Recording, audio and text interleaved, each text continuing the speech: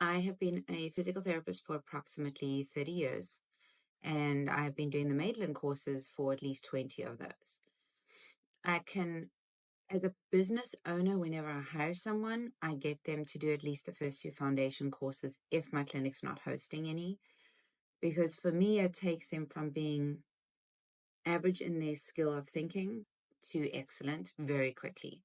The Maitland approach gives them a foundation of being able to assess someone, come to a direction for treatment, and being able to help them in a session. So we get to see that big change for the patient. So with direct access, that's hugely important.